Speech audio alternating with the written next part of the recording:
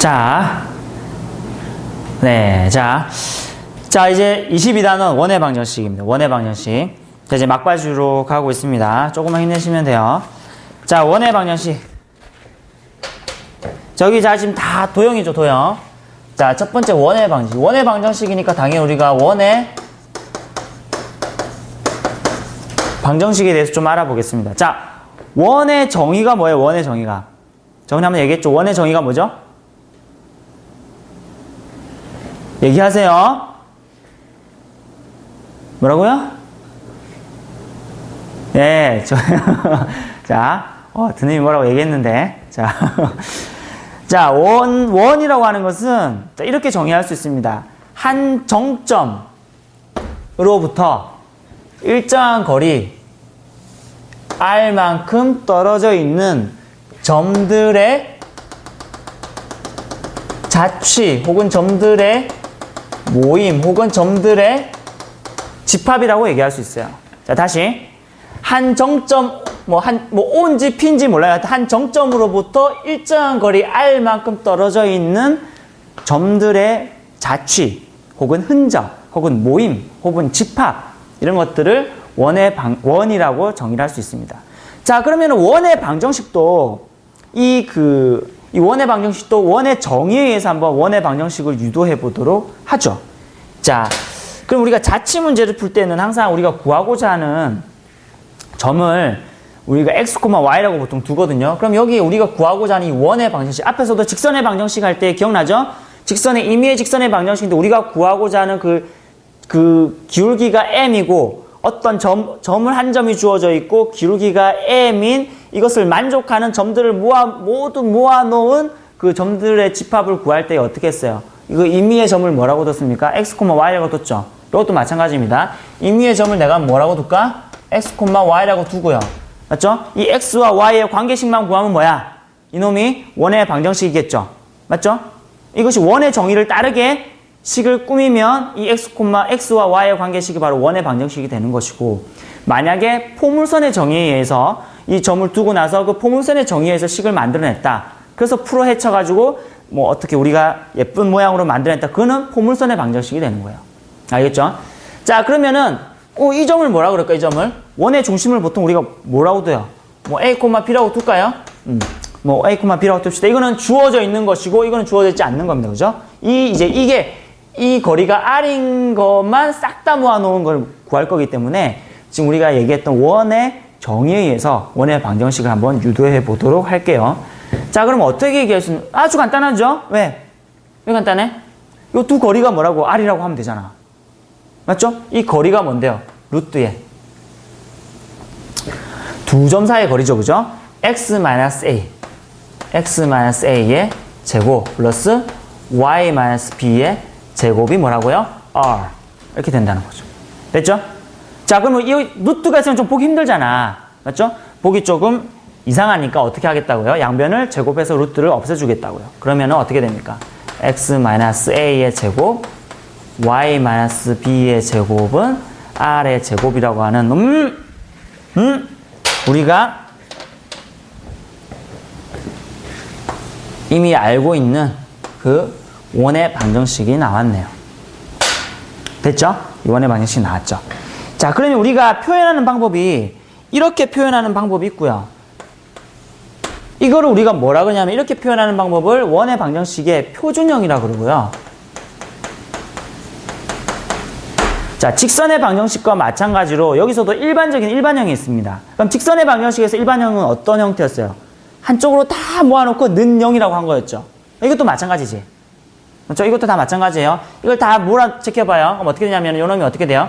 x의 제곱. 맞죠? x의 제곱. 맞나요? 그 다음에 여기 뭐가 돼요? 마이너스 2a의 x 플러스 a의 제곱. 이해됩니까? 이거 푼 거잖아요. 그죠? 자, 요거 풀면 뭐가 돼요? 플러스 y의 제곱 마이너스 2by의 플러스 b의 제곱은 뭐라고요? r의 제곱 된다라는 거죠. 그지? 자, 같이 해야 됩니다. 쌤이랑 같이 해야 돼요. 책상에 앉아서 그냥 가만히 보고 있으면 안 돼. 자, 그럼 요걸 좀 정리하면은 이렇게 되겠죠. 이걸 아예 근데 2A 있고 막 B 있고 막 R 있고 이러니까 좀 복잡하니까 그리고 우리가 이거를 일반용으로 만들려고 하는 거잖아요. 그러니까 R까지 올려고 다 넘겨가지고 만들려고 하잖아. 그래서 이거를 이런 식으로 바꿔보죠. X의 제곱 플러스 여기 있는 Y의 제곱 그 다음에 마이너스 2A를 그냥 A X 그 다음에 요것도 마찬가지 요거를 그냥 B 새롭게 두는 거죠. 새로운 문자로 Y 플러스에 요게 넣으면 요거를 다 요거와 요걸 다 합해서 C라고 하잔 말이야. 그러면 는 0이라고 하게 되면 이런 형태가 되겠죠. 모양이 좀 이상한데 아니 그냥 뭐야 2A도 어차피 상수잖아. 그러니까 상수니까 2A라고 하는 것보다 그냥 새로운 상수 하나 두는 거죠 그냥. 그래서 요런 모양도 된다는 거죠. 요런 모양. 요런 모양도 되는데 요 놈이 바로 원의 방정식의 무슨 형태라고요? 일반형이라는 겁니다. 일반형. 됐나요? 일반형이라는 거예요. 자, 그러면은 우리가 보통 문제에서 이렇게 주면 얼마나 좋겠어요. 근데 이제 출제자들은 이렇게 잘 안 준다는 거죠. 웬만하면 이렇게 풀어서 줘요. 그럼 우리는 어떻게 해야 될까? 풀어서 주면 우리는 보통은 표준형으로 바꿔서 우리가 문제를 해석합니다. 직선이랑 좀 다르죠? 직선은, 물론 직선도 좀 더 편하게 하려면은 그 y는 fx꼴이 1차 함수꼴로 바꿔서 할 수도 있지만 웬만하면 그 안에서 다 해결되기 때문에 상관없는데 요거는 요 안에서 물론 요 안에서 따로 뭐 이거를 이용해가지고 반지름과 혹은 그 원의 중심을 따로 구할 수도 있지만 그것보다는 이렇게 변형해서 하는 게 훨씬 더 편하니까 여러분들이 일반형이 나오면 어떻게? 표준형으로 바꿔서 푸는 연습을 하시면 됩니다. 이런 부분들은. 알겠죠? 그래서 요 두 가지 형태가 있다라고 하는 겁니다. 됐죠? 그래서 보통 이 두 가지 형태 중에 한 형태로 나타내어지는데 보통은 이번 형태로 문제에서 출제가 되어지고요. 여러분들 이 형태를 어떻게 하는 걸로? 표준형으로 바꾸는 연습을 좀 많이 해주셔야 된다는 거죠. 이 연습이 되려면 뭐도 돼야 돼요? 곱셈 공식이 활용이 돼야 되는 거죠. 그지? 곱셈 공식도 알아야 되고 인수분해 공식도 알아야 되는 거죠. 여러분들이 예전에 배웠던 그런 것들을 활용할 수가 있는 것이다. 그죠? 자, 그 다음 두 번째. 두 번째 좀 알았으면 하는 것은 여러분들이 이미 배웠던 건데 삼각함수 했을 때 여러분들 한번 언급했던 건데요. 혹시나 해서 한 번 더 언급을 합니다. 자, 무슨 말이냐면 만약에 자, 원이 이렇게 있으면요. 원의 방정식이 이렇게 있습니다. 요게 R, 마이너스 R, 마이너스 R. 원의 방정식이 있죠. 그죠? 자, 그러면 이거는 지금 어떤 경우냐면은 원의 중심이 원점인 원입니다. 알겠죠? 자, 그럴 경우에 여기서 우리가 뭘 정의할 수 있다 그랬냐면 자, 요 점의 좌표를 예를 들어서 x, y라고 하면 이렇게 긋게 되면은 요 각을 시타라고 합시다. 양의 각을 시타라고 하게 되면 저번에 이런 얘기 했죠? 쭉 끄면은 자, 요 길이가 얼마 되는 거야? 기억 다 까먹었습니까? 요게 R이죠? 맞죠? 사인이랑 코사인으로 나타내면 이게 뭐가 되는 거야? R 코사인 시타가 되는 거죠. 그래야지 요놈 코사인 시타가 요거 분의 요게 되는데 그게 코사인 시타라는 거죠. 요거 분의 요게 코사인 시타가 되려면 이렇게 돼야 되는 거죠. 만약 이게 잘 안 되면 저번에 얘기했듯이 이렇게 생각하면 된다 그랬죠. 이게 어차피 이게 x잖아요. 그죠? 그러니까 r분의 x가 이게 x고 그죠? 이게 x고 이게 x라는 거. 이게 x, 요게 y죠. 이게 x고 요게 y죠. r분의 x가 즉 코사인 시타가 r분의 x고 그다음에 사인 시타가 뭐라고? r분의 y가 된다. 그지? 그러면은 여기서 우리가 뭘 할 수 있냐면 그러면 x는 뭐예요? r 코사인 시타. 여기서 y는 뭐? r 사인 시타가 되는 거죠. 그래서 요 길이가 r 코사인 시타가 된다는 거죠.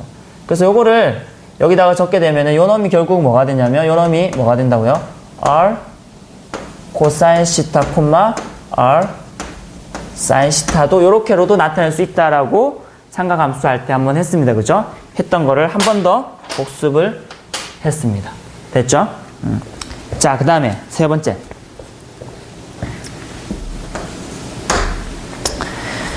문제에서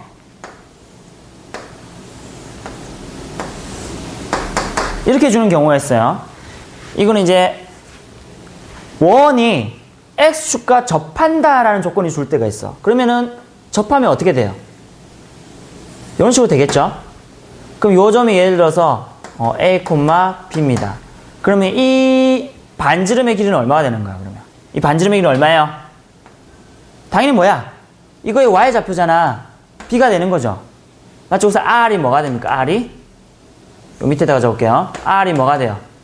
B가 되기도 하지만 X축에 접하게 되면은 밑에도 이렇게 접할 수도 있는 거죠. 맞죠? 그러면은 B 값이 마이너스 값도 가질 수 있잖아. 그러니까 이건 우리가 절대값 B라고 얘기할 수 있는 거죠. 그럼 이 원의 방정식 우리가 어떻게 나타낼 수 있어요? X-A의 제곱 플러스 Y-B의 제곱은 뭐라고? B의 제곱. 이렇게 해서 이런 식으로 나타낼 수 있다는 거죠. 그럼 이렇게 나타내면 뭐가 좋으냐? 원래 있는 식은 문자가 몇 개예요? 모르는 게 미지수가 몇 개. 물론 X하고 Y는 여기서 이제 계속 대입되는 값이기 때문에 여기서 나오는 값이 상관없고요. 우리가 모르는 미지수는 A와 B와 R이죠. 세 개가 있는데 이렇게 되는 순간 어떻게 돼? 미지수가 두 개로 줄어버리지. 그러니까 문제 풀기가 훨씬 더 간편해진단 말이죠. 그렇죠? 그런 의미를 가지고 있습니다. 자, 두 번째. 이렇게 얘기할 수도 있어요. 원이 Y축에 접한다라는 얘기를 할 수 있는 거죠. 그 Y축에 접하면 어떻게 된다는 거야? Y축에 접하면 이렇다는 거잖아요. 그럼 요 점이 A, B다. 그럼 요 반지름이, 그럼 요 반지름 R은 얼마라는 겁니까? 바로 이 A 좌표죠. 그런데 마찬가지 요것도 어디도 그릴 수 있다고요? 여기도 접할 수 있기 때문에 A 값이 마이너스가 될 수도 있죠? 그러면은 절대값 A가 되는 것이고, 그럼 이놈의 방정식도 어떻게 그려지는 겁니까? 그러면은 X-A의 제곱 플러스 Y-B의 제곱은 뭐? A의 제곱. 그렇죠. 이렇게 되겠죠. 이것도 마찬가지로 어떤 효과가 있냐면 미지수가 3개인데 2개로 줄어든 효과가 있다는 거죠. 그러면은 좀 더 문제를 풀기가 간단해지겠죠. 그 다음에 세 번째로 어떤 형태가 있냐면 그렇죠. 바로 X, Y 다 접할 때 얘기하는 겁니다. 알겠죠? 여기서는 특별히 1사분면에서 접하는 경우만 하겠습니다. 다른 경우 접하는 경우도 있는데 그런 걸 좀 한 경우로 나타내기는 조금 힘들어서 1사분면에 있는 경우만 얘기를 할게요. 그럼 여기가 A, B니까 A, 뭐라고? A죠, 그러면. 그렇죠. A, A죠. 그럼 반지름이 얼마가 돼요? 당연히 A가 되죠. 그래서 반지름 얼마가 되냐면 A가 되는 거예요. 됐죠? 그럼 요 놈의 원의 방정식은 어떻게 됩니까? 바로 X-A의 제곱 플러스 Y-B가 아니라 A의 제곱은 A의 제곱. 이렇게 되겠죠. 됐나요? 그러면은 원래 미지수가 3개였는데 몇 개로 줄었어? 1개로 줄어버리죠. 그러면 문제가 훨씬 더 간편하게 풀릴 수 있겠죠. 됐나요?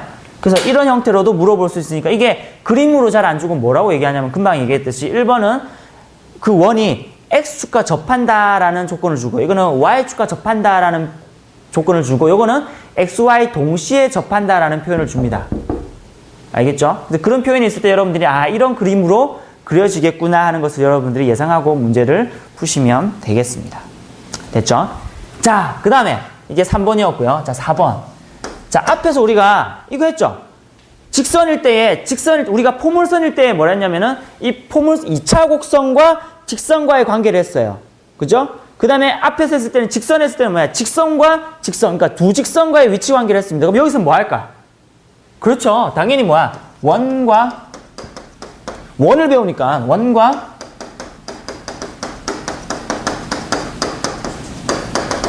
직선과의 관계를 당연히 물어보겠죠. 맞나요? 자, 그럼 원과 직선과의 관계를 한번 봅시다. 원이 이렇게 있습니다. 원이 있어요. 원이 있으면 직선이 그려질 때 어떻게 그려질 수 있냐면 원과 직선과의 관계는 크게 몇 가지가 있을까요? 그렇죠. 3가지가 있겠죠. 어떻게? 이렇게. 자, 이렇게 그려지는 거, 그죠? 그러니까 하나도 안 만나는 거죠. 그 다음에 또 어떤 경우? 그렇죠. 한 점에서 만나는 경우. 또 하나는 두 점에서 만나는 경우. 이런 경우가 있을 수 있겠죠. 자, 그러면 여기서 원과 직선과의 원의 방정식이 있을 거고 직선의 방정식도 있겠죠.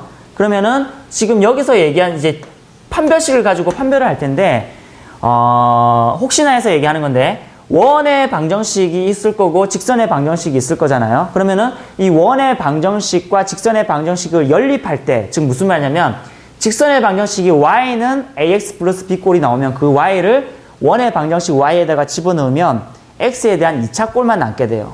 그러면은 결국 2차 방정식 형태가 되거든요. 그럼 그때의 d를 얘기하는 겁니다. 알겠죠? 만약에 지금 선생님 하는 얘기가 이해가 안 된다면 표시를 해 두시고 계약해서 선생님한테 분명히 물어봐야 됩니다. 아니면 친구한테 물어봐야 되고요. 이 D가 무엇인지. 자, 그럼 이 D가, 요때는 D가 0보다 작을 때일 거고요. 이거는 D가 0일 경우, 이거는 D가 0보다 큰 경우, 요 세 가지로 나뉘게 된다는 거죠. 근데, 원이기 때문에, 사실 원이기 때문에 이렇게 잘 안 풉니다. 이거보다 어느 게 더 풀기가 쉽냐면요. 자, 만약에 여기서부터 쭉 그어가지고 요 길이를, 요 수직 거리를 우리가 D라고 합시다. 다시 원의 중심과 직선 사이의 거리. 그러니까 우리 앞에서 얘기했던 점과 직선 사이의 거리죠, 그죠? 이 직선 사이의 거리가 뭐라고? D라고 얘기하고, 그 다음에 반지름을 뭐라고 얘기할까요? 자, 요놈이 있고요. 자, 반지름을 뭐라고 얘기하냐면, 요 반지름을 당연히 R이겠죠, 그죠? R이라고 얘기하잔 말이야. 그러면은 뭐 가지고도 판단을 쉽게 할 수 있냐면, 어떻게 할 수 있어요? D와 R과의 대소 관계를 가지고도 뭘 얘기할 수 있냐면, 바로 위치 관계를 설명할 수 있다는 거죠. 만약에 이런 경우는 어때요? R하고 D 중에 어느 게 커? 당연히 D, 거리가 더 큰 거지. 반지름보다. D가 더 큰 거죠. 한 점에서 만나는 경우는 어떤 경우야? 길이가 같으면은 한 점에서 만나는 거죠. 그 다음에 이런 경우는 R이 더 크면 돼. 즉, D가 더 거리가 짧으면 어떻게 돼요? 이 원 안에 들어가 있는 거기 때문에 어떻게 돼요? 두 점에서 만나게 된다는 것이죠. 그래서 여기서는 여러분들이 딴 거보다 역용으로 풀기를 권장합니다. 알겠죠? 물론 이렇게 푸는 방법도 알아야 되고 할 수 있어야 되고, 근데 이제 이 방법이 훨씬 더 간단하고 원에 대한 성질을 잘 이용하는 것이기 때문에 여러분들한테 권장을 하고요. 여러분들도 연습을 많이 해 보시기를 바랍니다. 알겠죠? 자, 그 다음에 그래서 원과 직선과의 관계는 이렇게 나타날 수 있고요. 자, 이제 그 다음에 마지막 부분입니다. 마지막 부분. 자, 5번 여기다 넣을게요. 자, 그리고 여기서 넘어가기 전에 한 가지만 짚고 넘어가겠습니다. 앞에서 우리가 직선을 했을 때는 가장 관심 있게 봐야 되는 두 가지 포인트가 뭐라고 그랬어요? 바로 기울기와 y절편을 가장 눈여겨봐야 됩니다. 그것이 어떤 그 1차 함수의 혹은 1차 그 직선의 방정식을 아주 그 규정 짓는 아주 중요한 요소라는 거죠. 그 다음에 2차 함수 같은 포물선 같은 경우는 선생님 뭘 눈여겨봐라 그랬어요? 그것도 두 가지죠. 뭐 꼭지점과 대칭축 꼭 기억하셔야 돼요. 그것이 중요한 성질이기 때문에 그런 겁니다. 자, 그럼 원이라 그러면 뭘까? 원이라고 하면 두 가지를 또 여러분들이 눈여겨봐야 되는데, 원 나오자마자 여러분들이 생각해야 되는 거 두 가지. 하나는 뭐냐면, 자, 기억해 두세요. 왜냐면 기하 파트는 여러분들이 그 어떤 포인트를 잘 알게 되면 문제가 워낙 쉽게 풀리는데, 그 포인트를 잘 못 잡기 때문에 못 푸는 경우도 되게 많습니다. 그러면요, 여러분 원 하자마자 기억해야 되는 거 두 가지 꼭 기억하세요. 첫 번째는 뭐겠어요? 당연히 중심이다. 원의 중심. 만약에 문제에 원 그림이 있잖아요. 근데 만약에 중심이 안 찍혀져 있어. 그럼 무조건 찍으세요, 그냥. 알겠죠? 무조건 찍으세요. 그러면 풀립니다. 두 번째, 원의 중심과 그다음에 또 하나는 그렇죠. 바로 반지름. 이 두 가지를 여러분들이 확실하게 키포인트를 알고 있으면 여기다가 눈여겨보면은 원의 문제는 거의 대부분이 풀려요. 왜 이 두 가지를 눈여겨봐야 되냐면 이게 원의 성질을 규정하는 아주 중요한 성질들이라는 거죠. 그 만약에 문제가 있는데 원이 이렇게 있어요. 문제가 있는데 점이 안 찍혀있어. 뭐 이런 식으로 돼 있다 칩시다. 점이 안 찍혀있어. 그러면은 여러분 첫 번째 뭐 해야 돼? 원의 중심 무조건 찍어야 돼요. 찍고 그 다음에 뭐가 중요하다고 그랬어요? 반지름 중요하다고 그랬어요. 반지름 어디가 끌래? 여기다 끌래요? 뭐 여기다 끌래요? 아니야. 의미 있는 반지름이 어디 있어요? 여기 있잖아요. 여기 교점이라든지 이런 거. 맞죠? 이렇게 해가지고 보조선을 끊게 되면은 뭔가 나온다는 거죠. 물론 안 나올 수도 있어. 근데 대부분은 나와요. 기하 문제는 여러분들이 이 도형에 있어서 어떤 것이 더 중요한지를 알고 거기에 대해서 보조선을 잘 끄면 기하 문제는 대부분 잘 풀리니까, 자, 여러분 꼭 기억해 두세요. 원이라 그러면 원의 중심과 반지름 여러분 꼭 기억해 두시고, 원의 중심이 없으면 원의 중심 찍으라 그랬고요. 그 다음에 반지름이 안 꺼져 있으면 그으라 그랬습니다. 그래서 이거는 지금 여러분들이 응용하기는 힘들고, 계약하고 나서 우리가 문제 풀 때에 또 이런 기하 문제가 나오면 다시 한번 다루도록 하겠습니다. 자, 마지막 이제 접선의 방정식 보겠습니다. 접선의 방정식.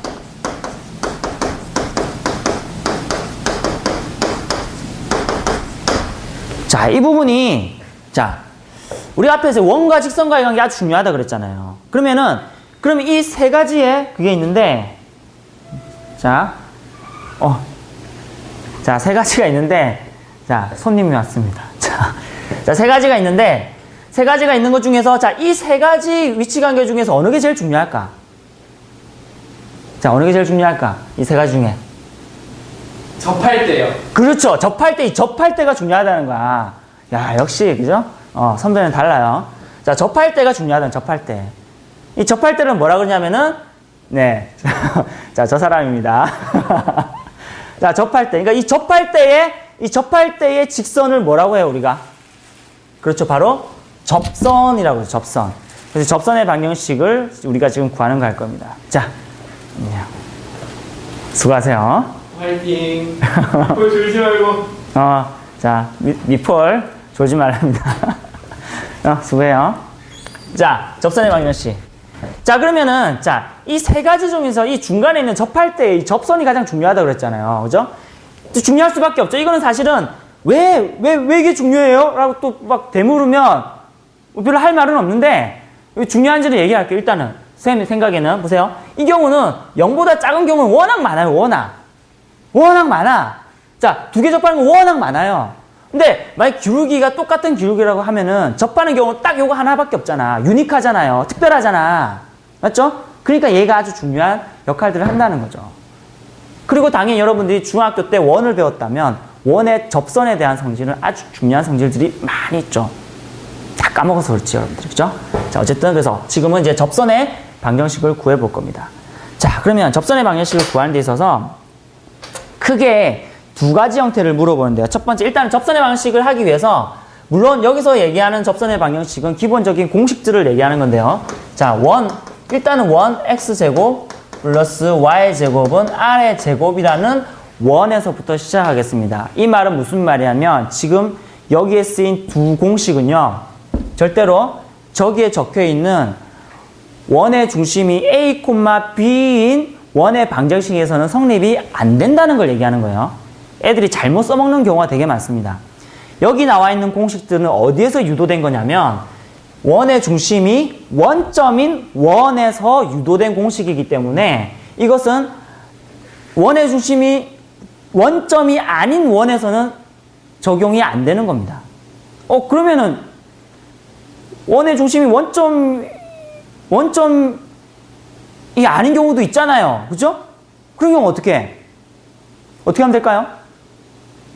그렇죠. 원점이 아니면 어떻게 해? 원점으로 데리고 와야죠. 그치? 원점으로 데리고 오는 겁니다. 그러니까 평행이동 시키는 거죠. 거기서 뭐야? 접선의 방정식을 구하고 나서 어떻게 하면 돼? 그 접선의 방정식을 다시 어떻게 해? 그대로 다시 평행이동 시키면 되는 거죠. 무슨 말인지 알겠어요? 이해되지? 그래서 여러분들이 지금 일단 여기서는 이 공식을 아무 때나 사용하는 것이 아니라 원점이 원의 중심일 때에서 나온 유도된 공식이기 때문에 여기서만 사용해야 된다는 거를 여러분들이 명심하시고 일단 이거를 보시기 바래요. 애들이 다른 데인데 이 공식을 이용한 애들이 있더라고. 그 답이 틀렸어. 찾아와가지고 잘못됐다고 얘기하는데 아니라면 자기가 잘못된 거죠. 알겠죠? 자, 한번 보겠습니다. 일단 첫 번째는 이런 거죠. 많이 봤을 겁니다. 자, 원 위의 점, 이 원 위의 점 x1, y1에서의 접선의 방정식.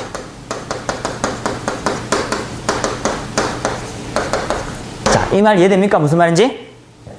이 말 이해돼요? 자, 한번 여기다 그려볼게요. 자, 원이 이렇게 있습니다. 원. 자, 당연히 이 원의 방정식은 뭐야? 당연히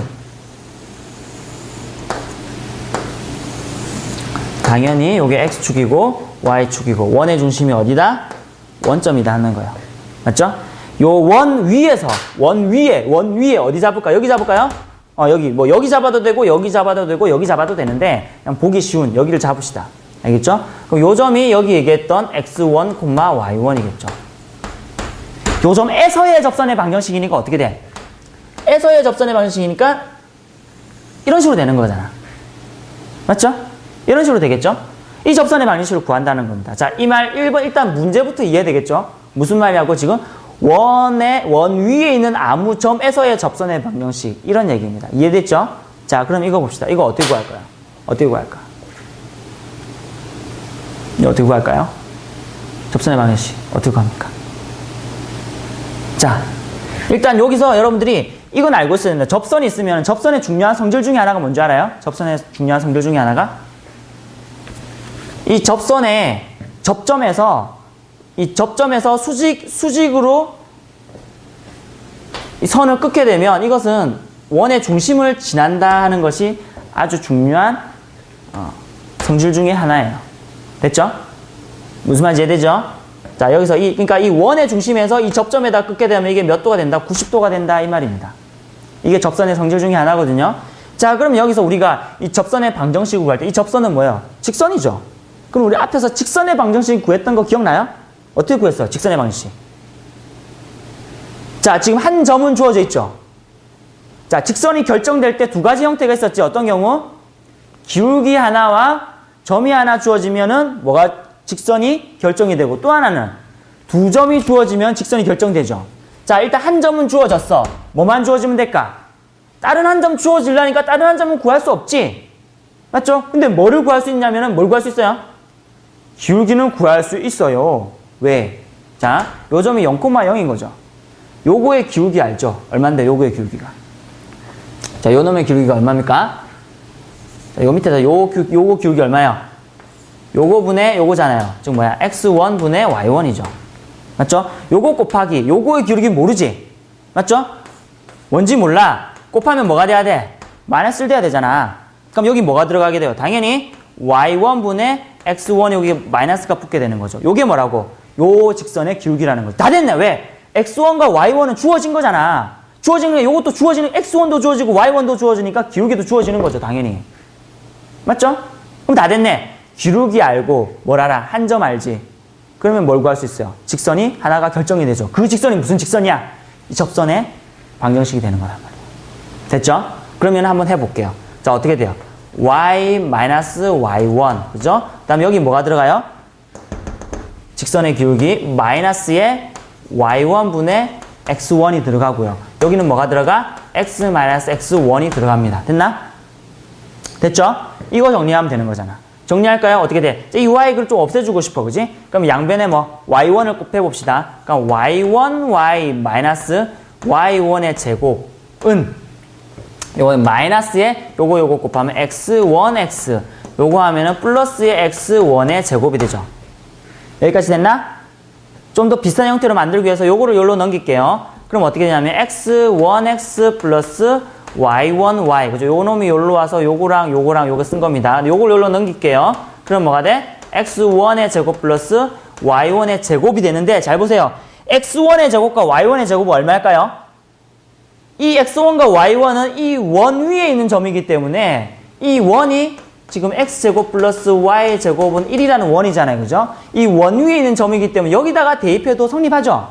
여기 집어는 x1의 제곱 플러스 y1의 제곱은 얼마라고? 1이라고. 됐나요? 1이 아니고 뭐야? 쏘리. 뭐야? R이죠. R. 쏘리. 이거 R이죠. 그죠? 아니, 이게 얼마라고? R이라고. 그지? 됐죠? 그러면은 결국 요 놈이란 얘기잖아요. 맞죠? 그러면 결국 뭐가 되냐면 x1x 플러스 y1y는 R의 미안합니다. R의 제곱이죠. 정신이 없네. R의 제곱이죠. R의 제곱이 된다는 거죠. 그러면 요런 공식이 하나 나왔습니다. 자, 근데 이 공식은요, 나중에 선생님이 다시 한번 설명하겠습니다. 왜냐면 요거는 2차 곡선에 있어서 사실 여러분은 근데 2차 곡선이라고 하면 몇 개 안 배워요. 뭐밖에 안 배우냐면 원하고 포물선밖에 안 배우거든요. 이제 이과 애들은 너무 많이 배우기 때문에 이걸 얘기해 주는데 지금 여러분들은 2개밖에 안 배우기 때문에 별로 쓸 필요는 없지만 나중에 다시 한번 얘기해 줄게요. 무슨 말이냐면 원래 이 식과 근데 왜 하필 이런 모양으로 만들었냐면 자, 원래 있는 원이 이런 모양이 있죠. 이 모양이랑 이 모양은 비슷하지 않아요? 그죠? 그러니까 공식 자체가 비슷하게 만들었다는 비슷하게 외우기 쉽게 만들었는데 대신 뭐가 들어가? x제곱 대신에는 x1x가 들어갔고요. y 제곱 대신에 y1y가 들어갔죠. 그런 차이가 있지, 그치? 그래서 이 부분은 2차 곡선에 있어서는 다 그래요. 2차 곡선이라 하면 지금 여러분들이 배웠던 포물선 혹은 원, 그 다음에 이과에서 배우는 또 다른 포물선이 있습니다. 포물선의 방정식, 그 다음에 타원, 쌍곡선, 이런 게 다 2차 곡선인데 2차 곡선에 있어서 그 접선의 그 접점의 그 곡선 위의 점에서의 접선의 방정식은 다 이런 식으로 변화가 돼요. x제곱 대신에는 x1x가 들어가고 y제곱 대신에는 y1y가 들어가고요. 그다음에 x 대신에는 2분의 x 플러스 x1, y 대신에는 2분의 y 플러스 y1이 들어가는데 지금 쌤이 얘기한 거는 까먹어도 괜찮아요. 알겠죠? 이제 그 부분은 나중에 여러분들이 어느 정도 좀 소화가 될 수 있을 때 그때 다시 한번 얘기하겠습니다. 보충적으로 그때 좀 얘기하고요. 지금은 일단 이렇게 해서 요런 게 나왔구나. 당연히 이것도 여러분들이 요것만 외워서는 안 되고 당연히 모두 알아야 된다. 이렇게 유도하는 방법도 당연히 여러분들이 연습해야 된다는 겁니다. 요 안에 아주 많은 여러분들 문제 푸는 풀이의 아이디어들이 얼마나 많은지 모릅니다. 알겠죠? 자, 이게 하나 있고요. 즉, 그래서 1번은 뭐냐면 원 위의 점에서의 접선의 방정식을 끄는 겁니다. 그 다음에 두 번째는 어떤 경우를 줄까요? 두 번째는 이런 경우를 줘요. 기울기가 m인 접선의 방정식을 줍니다. 기울기가 m인. 자, 그럼 이 말은 무슨 말? 기울기가 m이다. 자, 원이 있다, 그지? 원이 있습니다. 원이 있어요. 자, 당연히 뭐 이렇게 되겠죠. x축, y축. 기울기가 m이다. 그럼 기울기가 m이라는 얘기는, 자, 기울기가 뭐 양수라고 생각하고 m이라고 생각해봐요. 그러면은 여기에 접선이 하나 있을 거고 또 하나는 여기에 접선이 하나 있겠죠. 그럼 기울기가 m인, 뭐 요거는 기울기가 뭐 2분의 1이라고 합시다. 기울기가 2분의 1인 접선의 방정식은 몇 개 있나요? 그러면 무조건 2개 있을 수밖에 없죠. 맞죠? 이걸 이미 예상하고 일단은 문제를 풀어보겠습니다. 됐나요? 자, 그러면은 자, 여기서 일단 이 접선의 방정식을 구해보도록 할게요. 이것도 한번 유도해보도록 할게요. 자, 그러면 이 접선의 방정식을 우리가 뭐라고 하면 둡시다. 모르니까. 맞죠? 뭐라고 둘까요? y는 뭐라고 둘까? 근데 기울기는 정해져 있지? 그러니까 뭐야? mx라고 일단 하면 되겠죠? 이거는 주어진 거야. 그죠? 안 주어진 건 뭐 있어요? 뒤에 플러스 뭐라고 할까? b라고 할까요? 됐죠? 플러스 b라고 하겠습니다. 그럼 여기서 뭐만 구하면 모든 게 끝나? 이 b만 구하면 이 직선의 방정식, 접선의 방정식은 다 구할 수가 있는 거죠. 됐죠? 이 b를 구해보겠습니다. 뭘 이용해서 구할까요? 그렇죠. 아까 얘기했던 이 거리가 d이자 뭐야? r이다, 그지? 이놈이 d와 r이 같다, 그지? 이걸 이용해서 한번 구해보도록 할게요. 자, 물론 요것도 지금 이 원의 방정식과 이 직선의 방정식을 연립을 해서 d를 구해야 됩니다. 판별식을 이용해도 되지만 쌤이 웬만하면 판별식보다는 거리와 원점과의 거리와 반지름 사이의 관계를 이용해서 풀면 좀 더 간단하다 그랬다, 그지? 그래서 그걸 이용해서 풀게요. 자, 하나는 이렇게 됐습니다. 그럼 또 하나는 원점이다, 그지? 원점. 그럼 원점 0,0과 요걸 좀 더 간단하게 일반형으로 바꿀게요. 그럼 어떻게 됩니까? mx 요로 넘어오면 마이너스 y 플러스 b는 0 이렇게 되죠. 이게 뭐냐면 그럼 이 d라고 하는 거는 뭐냐면 이 점과 직선과의 거리를 얘기하는 거지. 이 점과 직선과의 거리 어떻게 구합니까? 어떻게 구해? 루트 여기 뭐야? m제곱 플러스 1의 제곱이니까 1 맞죠? 그 다음에 여기다가 0 집어넣으면 b만 남죠. 그리고 절대값입니다. 됐나요? 요 놈이 뭐랑 똑같아라? r과 똑같아라. 반지름과 똑같아라. 됐나요? 자, 그러면 여기서 우리가 b 절대값을 구할 수가 있죠.